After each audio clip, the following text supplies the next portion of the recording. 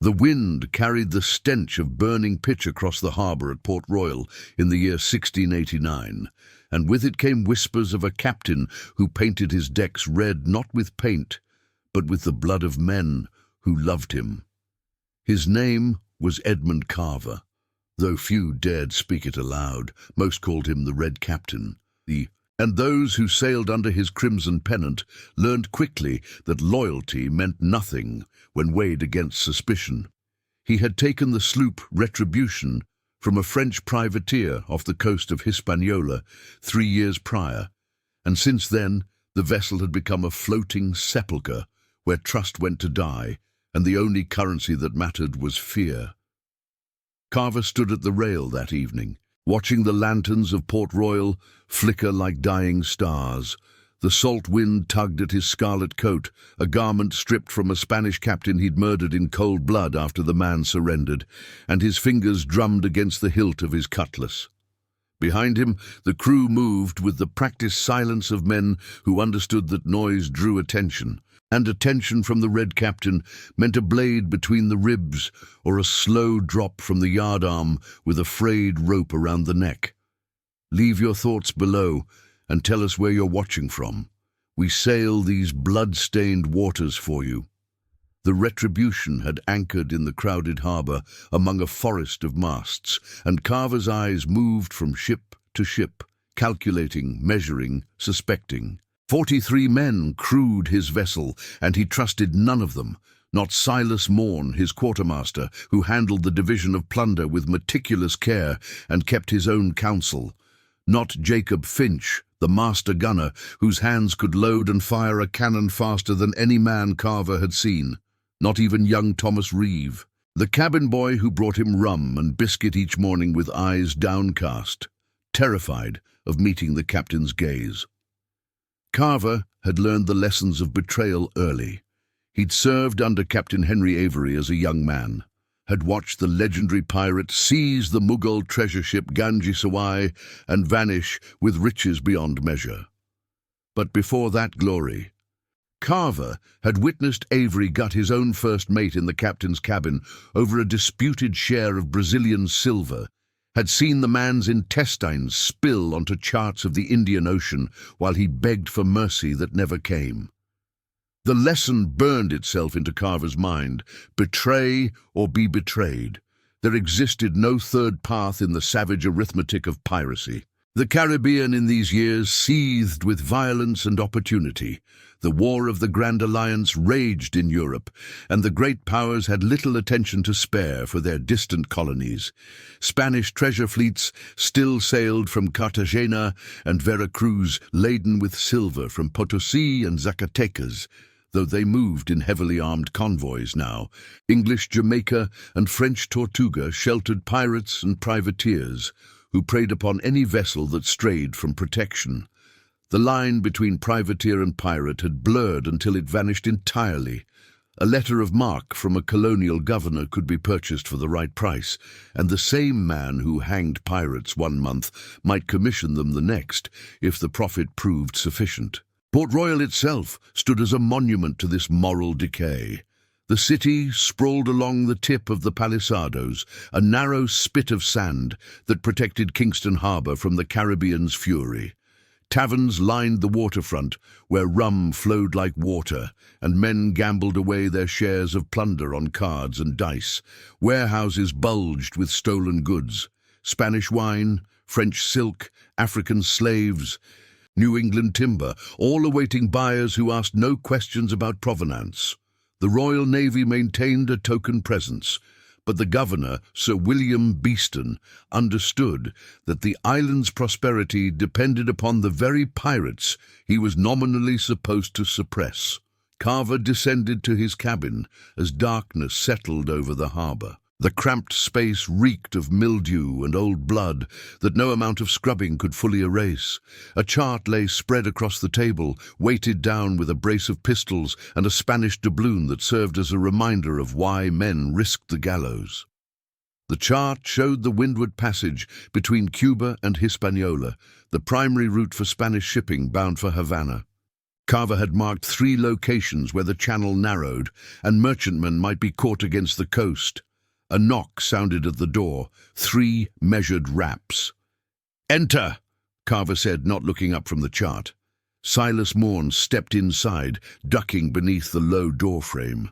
The quartermaster stood a head taller than most men, with arms thick as ship's cables and a face scarred by smallpox and cutlass work.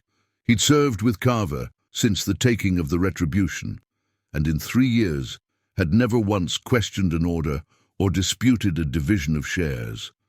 This very reliability made him suspect in Carver's eyes. No man was that loyal without harboring his own designs. "The men grow restless, Captain," Morn said, his voice a low rumble. "We've been at anchor 4 days. They want to know when we sail." "When I say we sail," Carver replied, "and not before. They've been drinking in the taverns, talking. You know how it is. Rum loosens tongues, and loose tongues attract attention we don't need." Carver finally looked up, his eyes cold as deep water. "What kind of talk?" Morn hesitated, and in that hesitation Carver saw confirmation of his darkest suspicions. The usual grumbling. "Some say we should head for the Spanish Main, hit the tobacco ships running from Maracaibo. Others want to try for a treasure galleon, though those opportunities grow scarcer every year. And what do you say, Mr. Morn?" The quartermaster met his gaze steadily. "I say the crew trusts your judgment, Captain, as do I." Trust. The word hung between them like the smell of gunpowder smoke. Carver stood and walked to the small stern window, looking out at the black water of the harbour. Ships swayed at anchor, their lanterns reflecting in broken fragments on the gentle swells. Somewhere in the darkness, on one of those vessels or in one of those taverns, men plotted against him. He felt certain of it, with an intuition born of years spent navigating treachery's shoals. "Tell the crew we sail tomorrow on the evening tide," Carver said. "We'll make for the Windward Passage. There's a Spanish merchantman out of Santiago de Cuba that should be passing through. Word reached me she carries church silver bound for Cartagena. Plate and candlesticks, maybe some coin if we're fortunate." "I'll spread the word," Morn said. He turned to leave, then paused. "Captain, if I may speak plainly, when have I ever stopped you? The men respect you, but fear alone won't hold them forever. Pirates follow captains who make them rich. We've had slim pickings these past 2 months. Carver's hand moved to his cutlass. "Are you questioning my leadership, Mr. Morn?" "No, sir. Just offering counsel, as is my right under the Articles." The Articles. That covenant of pragmatic democracy that governed pirate crews, granting each man a vote in major decisions and guaranteeing shares of plunder according to rank and service. Carver tolerated the Articles because custom demanded it. But he'd seen too many captains deposed by mutinous crews, drunk on false equality. He would not suffer the same fate. "Your counsel is noted," Carver said, his tone making clear the discussion had ended. Morn nodded and departed, closing the door behind him. Alone again, Carver poured rum from a bottle and drank it straight, feeling the burn in his throat. Tomorrow they would sail, and tomorrow he would begin to cut away the rot before it spread. He had already decided who would die first. The Retribution cleared Port Royal's harbour as the sun touched the western horizon, painting the Caribbean in shades of blood and gold. A favourable wind filled the sloop's sails, and she heeled slightly to starboard as she caught the breeze. The crew worked with efficient silence, each man knowing his station. Jacob Finch oversaw the guns, ensuring each of the 12 cannons was loaded and primed. The swivel guns mounted on the rail bristled like the quills of some predatory creature.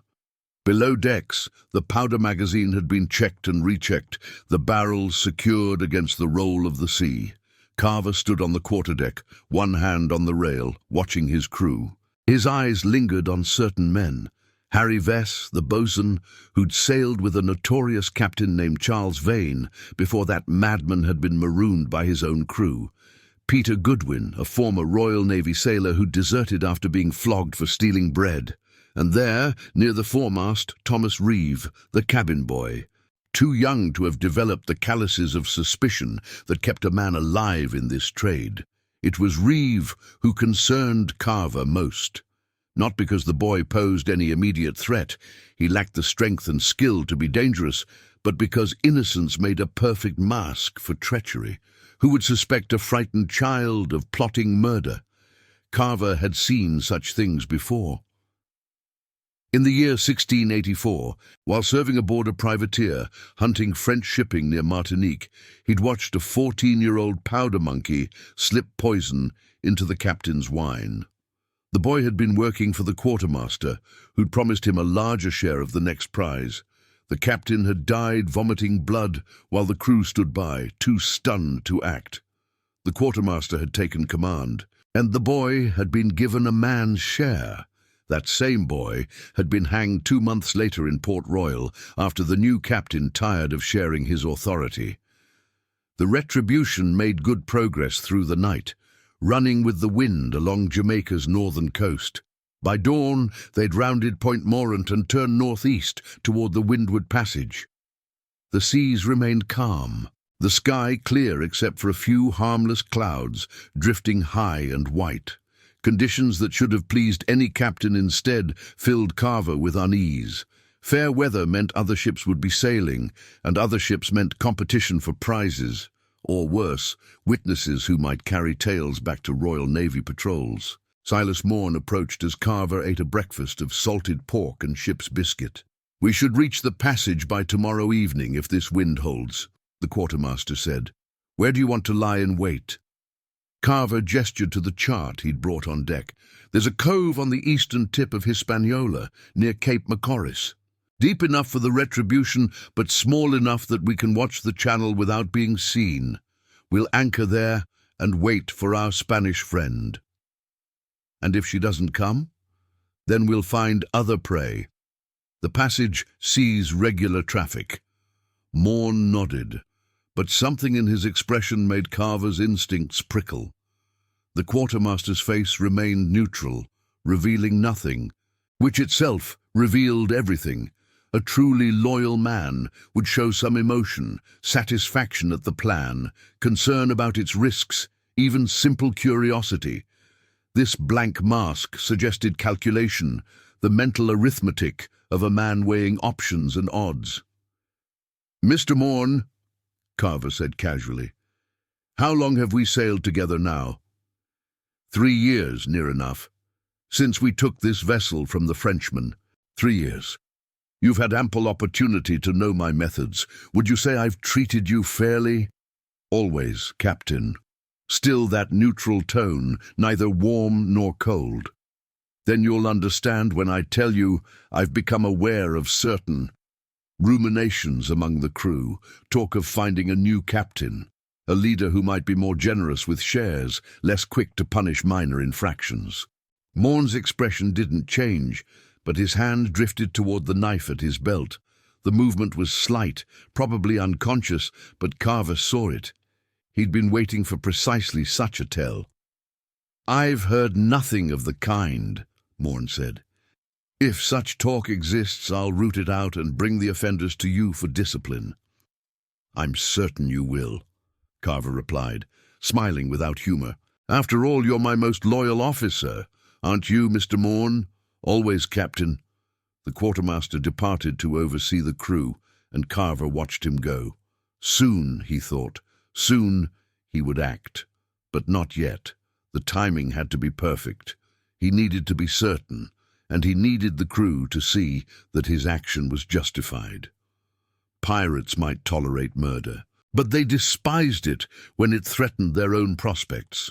Kill a popular quartermaster without cause, and the crew might mutiny in truth rather than merely contemplate it. That afternoon, while most of the crew dozed in what shade they could find, Carver summoned Thomas Reeve to his cabin. The boy came quickly, his face pale with apprehension.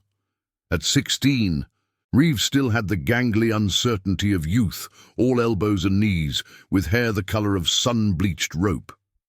"Sit," Carver commanded, gesturing to a stool. Reeve obeyed, perching nervously on the edge. "You've served me for nearly a year now," Carver said. "In that time you've been diligent and obedient. These are admirable qualities in a cabin boy, though they won't keep you alive forever in this profession." "I try to do my duty, sir," Reeves stammered. "I'm sure you do. Tell me, boy, do you wish to remain a cabin boy all your life, or do you aspire to something more?" I hope to become a proper sailor eventually. Maybe work my way up to bosun or gunner." Carver leaned forward. "And how do men rise in this trade, do you think? Through patient service and demonstrated competence, or through other means?" Reeves' confusion was evident. "I don't understand, Captain." "I think you understand perfectly. I think you've been watching and listening, learning how things work aboard a pirate vessel.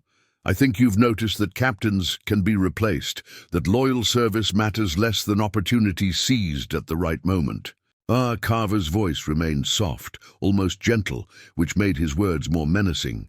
"I think someone has been talking to you, telling you things, making promises." "No, sir, I swear on my life, no one has—" "Who approached you?" Carver interrupted. "Was it Morn or someone else? Vess, perhaps? Goodwin?" "Captain, please, I don't know what you mean." Tears welled in the boy's eyes. "I'm loyal to you. I've never thought of anything else." Carver studied the boy's face for a long moment, searching for deception and finding only terror. Either Reeve was innocent, or he was a far better liar than Carver credited him. The captain reached a decision. "Very well. I believe you, for now. But understand this. If you hear talk among the crew, talk of mutiny or new leadership, you will report it to me immediately. In return, I'll see that your share increases at the next division of plunder. A full share, as befits a man, not a boy. Do we have an accord?" Relief flooded Reeves' features. "Yes, sir. Thank you, sir. I'll tell you everything I hear." "Good, now get out." The boy fled, and Carver allowed himself a small smile. He'd just created a spy, though the boy was too simple to realize it. More importantly, he'd created bait. If there truly was a conspiracy forming, word would spread that young Reeve had been closeted with the captain. The conspirators would either try to recruit the boy or silence him. Either action would reveal them. The Retribution reached Cape Macoris the following evening and tucked itself into the cove Carver had selected. The crew furled the sails and dropped anchor, and the ship settled into stillness. From their position, they commanded a view of the Windward Passage's shipping lane, while remaining concealed behind a rocky headland, overgrown with palms and tangled vegetation. It was a good position, one that Carver had used before. That night, he didn't sleep. Instead, he sat in darkness in his cabin with a loaded pistol in each hand, listening to the ship's sounds, the creak of timbers, the lap of water against the hull, the occasional footstep on the deck above. Sometime past midnight, he heard voices, low and urgent, just outside his door. He couldn't make out words, but he recognized the tones, Morn's deep rumble and another voice higher pitched, Harry Vess, the boatswain. Carver eased out of his chair and moved silently to the door, pressing his ear against the wood. "Has to be soon," Vess was saying. "The men are ready. They're tired of his suspicions, his accusations. Yesterday he nearly killed young Reeve for no reason." "Not no reason," Morn replied. "Carver suspects something. We need to be careful. Careful gets us killed. We should do it tomorrow night after we take the Spanish ship. The crew will be drunk on success and rum. We rush the cabin, put a blade in his ribs, and it's done. You'll be captain by dawn." A pause, then Morn. "And you'll be quartermaster." "As we agreed. 50-50 split on the captain's share, and fairer treatment for the crew. We'll vote on it proper according to the articles. No one will object." "What about Finch? And Goodwin?" "Finch will follow whoever commands the guns."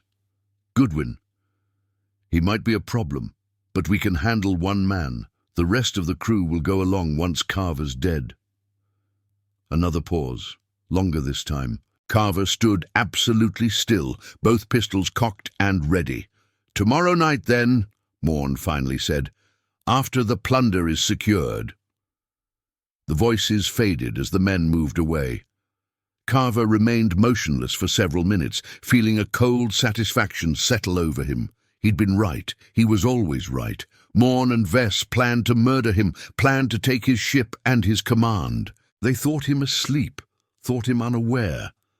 They thought wrong. Dawn broke grey and humid, the sun obscured by a low deck of cloud that promised rain before nightfall.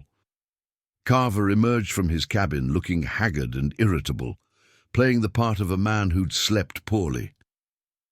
He snapped at the crew, found fault with the watch rotation, and retreated to brood on the quarterdeck. All of it was theatre, performance designed to make him seem distracted and vulnerable. By mid-morning, a sail appeared on the horizon. The lookout's cry brought the crew scrambling to stations, and Carver raised his spyglass to study the approaching vessel. She was a Spanish merchantman, perhaps 200 tons, with the lines of a ship built for cargo rather than speed. Her single gun deck bristled with cannons, but merchant guns were notoriously ill-maintained. More importantly, she sailed alone, without the convoy protection that made Spanish ships nearly untouchable. "She's a fat one," Morn said, appearing at Carver's elbow. "Church silver, you said." "So my informant claimed. We'll know soon enough." Carver lowered the glass. "Prepare for action, Mr. Morn. I want her taken with minimal damage. A ruined prize is no prize at all." The crew moved with practiced efficiency. Weapons were distributed: cutlasses, pistols, boarding axes. The gunners stood ready at their cannons. The Retribution raised anchor and slipped from the cove like a predator emerging from cover. Her black flag ran up the mainmast, a crimson skull on ebony field, Carver's personal ensign, which had come to be feared throughout the Caribbean. The Spanish ship spotted them too late. She tried to come about, to catch the wind and run, but the Retribution was faster and better sailed. Within an hour they'd closed to cannon range. Carver gave the order, and Jacob Finch touched his slow match to the first gun. The cannon roared, belching smoke and fire. The ball struck the Spaniard's foremast, splintering wood and tearing rigging. A second shot followed, then a third, each one carefully aimed not to sink the vessel but to cripple it. The Spanish captain struck his colours before the Retribution could close for boarding. Smart man, Carver thought. He valued his life more than his cargo. The pirates threw grappling hooks, lashing the two ships together, and swarmed aboard the prize with weapons drawn and murder in their eyes. The Spanish crew offered no resistance beyond cowering and praying. Carver walked among them, boot heels ringing on the deck, surveying his catch. The hold indeed contained church silver, a fortune in candlesticks, plates, chalices and crosses, all carefully packed in straw. There were also 2 chests of Spanish dollars, each coin bearing the mark of the Potosi Mint. Carver ordered everything transferred to the Retribution, along with gunpowder, shot and provisions. The Spanish crew he locked in their own hold. He'd set them free once the ship separated. Unlike some pirates, Carver rarely killed prisoners, unless necessity demanded it. Dead men told no tales, but neither did they spread fear. By late afternoon, the transfer was complete. The crew's mood had turned jubilant. The prize represented months of lean hunting rewarded in a single afternoon. Rum was broken out, and even Carver pretended to share in the celebration. He made a show of drinking deeply, of clapping men on the shoulders and praising their swift work. All the while, he watched Morn and Vess, saw them exchanging meaningful glances, saw them noting his apparent intoxication. Tonight, he thought, they'll make their move tonight. As darkness fell and the crew's drinking intensified, Carver announced he was retiring to his cabin. He made certain everyone saw him stumble slightly, heard him slur his words. Morn offered to help him below, but Carver waved him off with exaggerated dignity. Perfect, he thought. They'll think me too drunk to defend myself. In his cabin he prepared, both pistols loaded and primed, cutlass loose in its scabbard, a knife tucked into his boot. He poured rum onto his shirt and into his hair, creating the reek of drunkenness. Then he sat in his chair with his back to the door, apparently slumped in stupor, actually coiled tense as a spring. He didn't have to wait long. The door opened slowly, hinges creaking, footsteps, 2 sets, trying for stealth. Carver remained motionless, breathing deeply as though asleep. Through slitted eyes he saw Morn and Vess enter, saw the naked blades in their hands, catching the dim lantern light. "Now," Vess whispered, and they rushed forward. Carver moved. He spun from the chair, both pistols coming up, and fired point blank. The cabin exploded with sound and smoke. Morn took a ball in the chest and crashed backward into the bulkhead. Vess, faster or luckier, had begun to dodge, and the second ball only grazed his shoulder. He came on with his cutlass raised, bellowing rage. Carver dropped the pistols and drew his own blade. Steel rang against steel in the confined space. Vess was a skilled fighter, had survived 100 boarding actions, but Carver was something more. He was a man who had anticipated this exact moment, had prepared for it mentally and physically. He parried Vess's wild slash and riposted, his cutlass opening a red line across the bosun's throat. Blood sprayed. Vess made a gurgling sound and collapsed. Silence, broken only by Carver's harsh breathing. He stood over the bodies of the 2 men who'd tried to kill him, feeling no triumph, only the cold satisfaction of proven judgment. He'd been right about the betrayal. He was always right. The door burst open, and crew members poured in, drawn by the gunshots. They froze at the scene, their captain blood-spattered but standing, the quartermaster and bosun dead or dying on the floor. "They tried to murder me," Carver announced, his voice cutting through the shocked silence. "Morn and Vess plotted to kill me and take the ship. I heard them last night, planning it. They came here to slit my throat while I slept, but I was ready." The crew exchanged uncertain glances. Jacob Finch stepped forward, the master gunner's weathered face unreadable. "That true, Captain? They were plotting against you?" "Would I lie about murder?" Carver gestured at the bodies. "Search them if you doubt me. You'll find no other explanation for why they entered my cabin armed and in darkness." Peter Goodwin pushed through the crowd. The former Navy man knelt and examined the corpses, professional and detached. "Both armed?" he confirmed. "And the door was locked, Captain. I saw it earlier. They either picked it or had your key." Carver produced his key from his pocket, holding it up. "I have my key. Draw your own conclusions." The crew's mood shifted. Pirates understood betrayal's mathematics. If Morn and Vess had indeed planned mutiny, then Carver had acted properly in defending himself. The articles allowed a captain to protect his position, but if this was murder disguised as self-defense. "Under the articles," Carver continued, "I call for a vote. Will you have me continue as captain, or shall we choose another?" The question caught them off balance. A smart move. By invoking the articles and offering a democratic vote, Carver turned potential mutiny into legitimate process. The crew muttered among themselves, but the outcome was never in doubt. Fear of the Red Captain ran too deep. One by one, men stepped forward to voice their support. Even those who might have harbored doubts chose survival over principle. "Captain, you remain, then," Finch declared. "And we'll need a new quartermaster." "I nominate Peter Goodwin," Carver said. "A steady man, and one I trust." Goodwin looked surprised but accepted the promotion. The vote was called and carried. Order had been restored, or appeared to have been. The crew dragged the bodies topside to be committed to the sea. Carver cleaned his weapons methodically, then washed the blood from his hands and face. He felt no guilt. Morn and Vess had been planning betrayal. His eavesdropping had confirmed it. That they'd actually come to murder him merely justified what he'd already decided to do. If they'd been innocent, they wouldn't have entered his cabin armed. The logic was perfect, circular, unassailable, and yet as he lay in his hammock that night listening to the ship's night sounds, a small voice whispered doubt. Had Morn and Vess truly meant to kill him?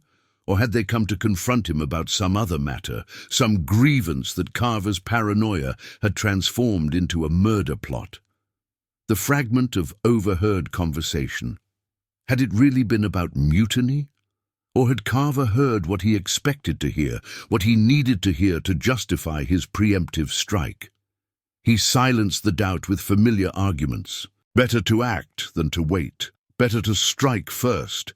In this trade, hesitation meant death. He'd done what needed doing. He'd betrayed them before they could betray him. The Retribution returned to Port Royal 3 days later, riding low in the water with her hold full of plunder. Carver sold the church silver to a Jewish merchant named Alvaro, who asked no questions and paid in gold. The Spanish dollars he kept aboard for division among the crew according to the articles. Each man received his share. A common sailor took 1 portion, skilled men like gunners and the carpenter took 1 1/4, officers took 2. As captain, Carver claimed 4 shares, plus an additional bonus for providing the initial intelligence about the Spanish ship. It was a fortune, enough to buy a plantation in Jamaica or book passage to England and live comfortably for years. But Carver didn't retire. Pirates who retired grew soft, grew careless, and inevitably someone from their past found them and settled old scores. Safer to remain at sea, where he controlled his environment and could identify threats before they materialized. Governor Beeston summoned him to the governor's house, a sprawling mansion overlooking the harbor. They drank Madeira wine in a room cooled by the breeze off the sea, and Beeston congratulated him on his successful cruise while delicately not inquiring too closely about the prize's origins. "I hear you lost your quartermaster," Beeston said casually. "Unfortunate." "An attempted mutiny," Carver replied, equally casual. "I dealt with it." "Of course, still it's your 3rd quartermaster in 3 years. People notice these things. They talk." "Let them talk. I'm still here and they're feeding fish." Beeston smiled thinly. "Indeed. But Edmund, a word of advice from one who's navigated these waters longer than you.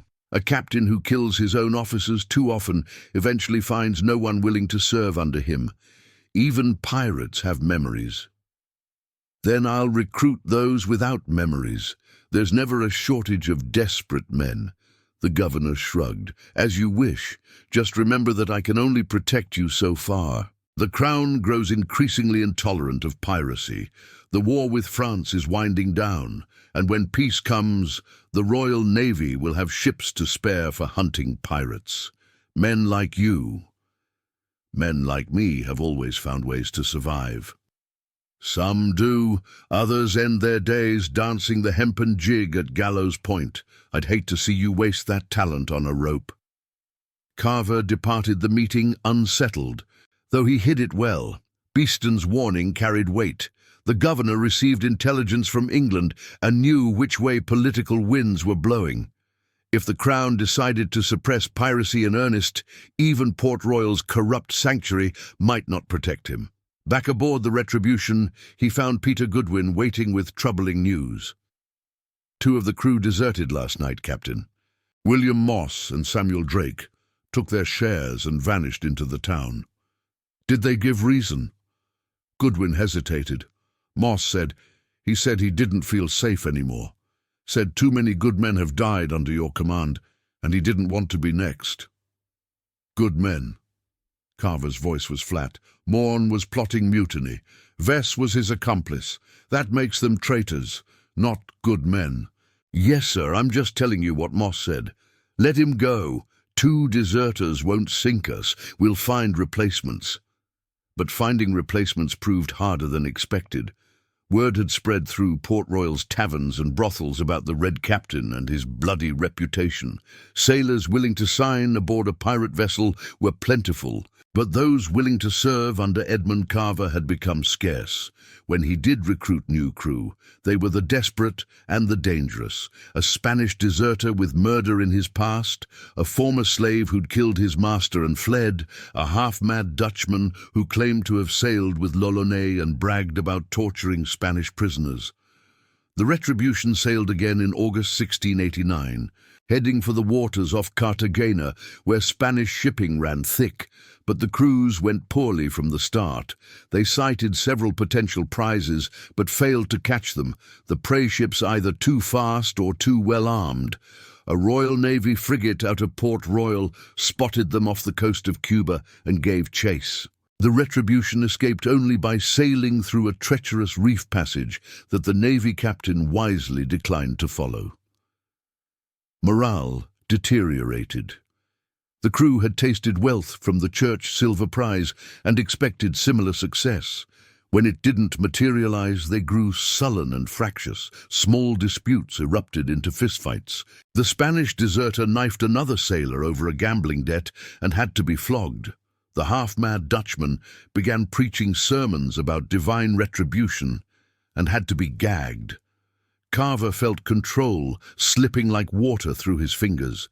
He'd created an atmosphere of such suspicion and fear that the crew barely functioned as a unit anymore. Men who should have been working together instead watched each other constantly, wondering who would be next to face the captain's wrath.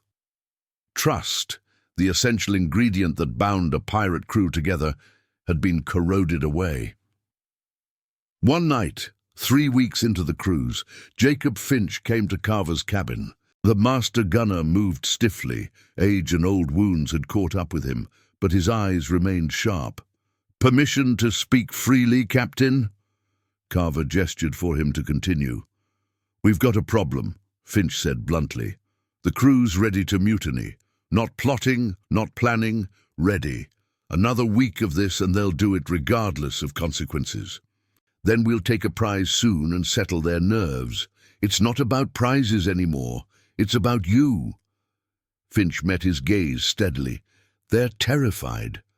They wake each morning wondering if today's the day you'll decide they're traitors. They can't work properly, can't fight properly, because they're too busy watching their backs. A crew that fears its captain obeys its captain, and a crew that fears its captain too much overthrows its captain. I've sailed these waters 40 years, Edmund. I've seen dozens of ships, dozens of captains. The successful ones, the ones who didn't end up dead or hanged. They understood that fear is a tool, not a cudgel. You've beaten the crew bloody with fear until they'd rather take their chances with mutiny than live under your rule another day." Silence stretched between them. Carver wanted to dismiss Finch's words, to call them the mutterings of an old man gone soft. But he couldn't. The master gunner had no reason to lie, no stake in flattery. He was simply stating facts as he observed them. "What do you suggest?" Carver finally asked. "Find a prize, take it successfully, give the crew a victory to celebrate. Then, when we return to Port Royal, announce you're taking a hiatus. Let them disperse to other ships. Start fresh with a new crew that doesn't carry the memory of Morn and Vess and all the others you've killed." "You're telling me to abandon my command. I'm telling you to survive. Right now, you're walking a path that ends in blood, yours or theirs. Maybe both." Finch departed, leaving Carver alone with his thoughts. The old gunner's advice was sound, even if it rankled. But to step down, even temporarily, meant admitting weakness. It meant acknowledging that his methods had failed. Everything in Carver's nature rebelled against such submission. Yet the alternative was clear. Continue as he was and face inevitable mutiny, or worse, end up marooned on some barren quay to die of thirst and sun madness. Pirates showed no mercy to failed leaders. The next morning, fortune granted them a reprieve. A Portuguese slaver appeared on the horizon, riding heavy with human cargo bound for the markets of Havana. The Retribution gave chase and caught her by noon. The Portuguese captain surrendered without fight, knowing that resistance meant death for his crew and his valuable cargo. Carver faced a decision. Slavers represented problematic prizes. The enslaved Africans in the hold were legally property, could be sold for substantial profit. But dealing in human flesh was distasteful even to pirates. Some crews freed the captives, others sold them and took the money. The choice often revealed a captain's character. "What do we do with them?" Goodwin asked, standing beside Carver as they looked down into the hold, where 300 men, women and children, lay chained in darkness and filth.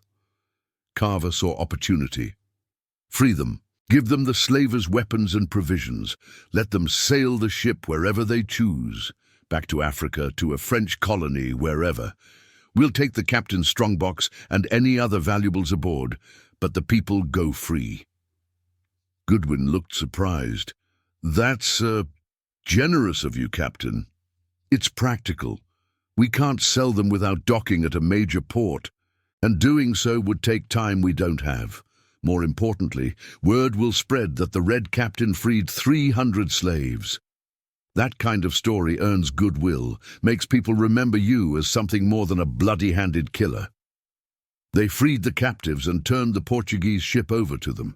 As the retribution sailed away, Carver watched the former slaves celebrating on deck, embracing and weeping and singing. He felt nothing. The gesture had been calculation, not compassion, a move in the endless game of managing his reputation. But the crew's response surprised him. They cheered the decision, spoke approvingly of the captain's mercy. For the first time in months, Carver heard men praising him rather than fearing him. The atmosphere aboard ship lightened perceptibly. Sailors joked and sang work songs. The Spanish deserter stopped glowering and actually smiled. They returned to Port Royal in September with modest plunder but high spirits. Carver divided the shares fairly and, following Finch's advice, announced he would be taking a hiatus from active piracy. He paid off the crew with bonuses and watched them disperse into the town's taverns and brothels. Alone in his rented room overlooking the harbour, Carver tried to understand what had happened. He'd spent 3 years building a reputation as a captain who tolerated no betrayal, who struck first and trusted no one. That reputation should have made him strong, should have protected him from mutiny. Instead, it had nearly destroyed him. Only a last-minute pivot toward mercy had saved his standing with the crew. The lesson was troubling. It suggested that his fundamental understanding of human nature, betray or be betrayed, was incomplete, perhaps even flawed. Perhaps there existed some middle path between paranoid violence and naive trust. Perhaps captains like Henry Morgan had succeeded not through fear alone, but through some combination of fear and loyalty, cruelty and generosity. But even as these thoughts formed, Carver rejected them. Sentimentality was weakness. Morn and Vess had been plotting against him. His preemptive strike had been justified. The fact that subsequent events had proven difficult didn't invalidate his initial decision.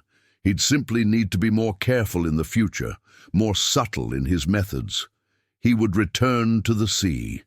But next time, he would choose his crew more carefully. And he would remember Jacob Finch's warning. Fear was a tool, not a cudgel. Used properly, it could bind men together. Used carelessly, it destroyed the very thing it sought to protect. Edmund Carver never sailed again. 2 weeks after paying off his crew, he was found dead in his rented room. The official verdict was heart failure, brought on by excessive drinking and the tropical climate. But rumours spread immediately through Port Royal's underworld. Some said young Thomas Reeve had poisoned him, fulfilling a delayed revenge for the captain's paranoid accusations. Others claimed Jacob Finch had done it, deciding that Carver posed too great a threat to leave alive. A few whispered that Peter Goodwin, the mild-mannered quartermaster, had acted to prevent Carver from sailing again and subjecting another crew to his toxic leadership. The truth was simpler and more prosaic. Edmund Carver's heart had indeed failed. weakened by years of stress, poor diet, and the constant adrenaline of living in fear. He'd spent so much energy preparing for external betrayal that he'd neglected the betrayal of his own body. They buried him at Gallows Point, where executed pirates were interred. Someone, no one knew who, placed a small wooden marker on the grave. It bore no name, only a crude carving, a red hand clutching a dagger. The retribution was sold to a French privateer out of Tortuga. She sailed for another 6 years before foundering in a hurricane off the coast of Florida in 1695. Of Carver's former crew, some died in the sea, some at the end of ropes, and a few lived to retirement on remote plantations where they drank rum and told stories of their days under the Red Captain. Those stories varied in detail, but agreed on one point. Edmund Carver had been a man so afraid of betrayal that he'd betrayed first, and in doing so had betrayed himself most thoroughly of all. Fear had made him powerful, but ultimately had destroyed him. The red hand on his grave marker reminded those who saw it that the blood a man spills in self-defense can drown him just as surely as any enemy's blade. Governor Beeston, when he heard of Carver's death, reportedly said, "He survived every threat but his own suspicion. That's the real curse of piracy. Not the law, not the navy, not rival captains, but the poison that grows in a man's mind when he lives without trust." The church silver that Carver had plundered from the Spanish ship was eventually recovered by Royal Navy officials during a raid on a fence's warehouse. It was returned to Cartagena, where it was melted down and recast. Some of it became new candlesticks for the cathedral. Others were formed into a chalice used for communion. On its base, the silversmith engraved a scene, a ship with a red flag sinking beneath stylized waves. No one remembered the Red Captain's real name. The legend survived, growing more elaborate with each retelling, until Edmund Carver became a cautionary figure in pirate lore, the man who trusted no one and died alone, unmourned, with a fortune still hidden somewhere in the Caribbean, but no heir to claim it. Years later, a boy swimming off the coast near Cape Macoris discovered a small chest wedged in coral. Inside were Spanish dollars and a waterlogged journal. The coins were spent, but the journal was delivered to a priest who could read English. Its pages contained fragmentary entries, philosophical musings, and the repeated phrase, "Betray or be betrayed. There is no third path." The priest burned the journal, considering it the ravings of a damned soul. But the phrase persisted in his memory, and he included it in a sermon about the wages of sin. From there it spread, becoming a kind of dark proverb among sailors. The Red Captain's choice, they called it, meaning a false dilemma that led inevitably to ruin. The cove where the retribution had waited for its Spanish prey became known as Carver's Cut, though few remembered why. Ships avoided it, claiming the water was cursed. On moonless nights, some sailors swore they could see a ship with red sails anchored there, with the ghost of a captain pacing its deck, forever watching for betrayal that would never come.